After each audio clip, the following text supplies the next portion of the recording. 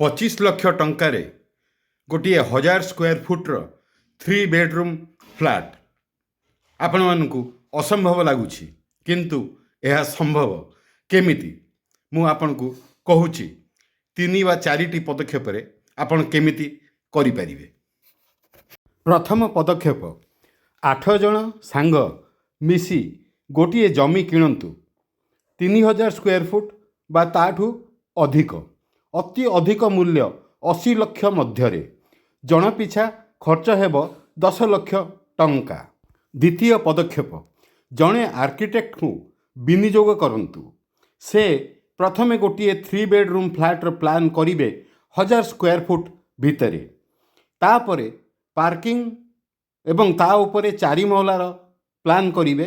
ସେ 4 ମହଲା ଭିତରେ ପ୍ରତ୍ୟେକ ମହଲାରେ 2ଟି ଲେଖାଏଁ 3 ବେଡ଼ରୁମ୍ ରହିବ ଆଉ 4 ମହଲାରେ 8ଟି 3 ବେଡ଼ରୁମ୍ ରହିବ, ଯାହାଦ୍ୱାରା ଆପଣ 8 ଜଣ ସାଙ୍ଗଙ୍କୁ 8ଟି 3 ବେଡ଼ରୁମ୍ ଫ୍ଲାଟ୍ ମିଳିପାରିବ।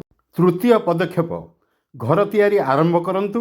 1000 ସ୍କୋୟାର ଫୁଟ୍ର 3 ବେଡ଼ରୁମ୍ ଫ୍ଲାଟ୍ ପାଇଁ ସ୍କୋୟାର ଫୁଟ୍ ପିଛା 1500 ଟଙ୍କା ଲେଖାଏଁ, ଅତି ବେଶୀରେ 15 ଲକ୍ଷ ଟଙ୍କା ଖର୍ଚ୍ଚ ହେବ।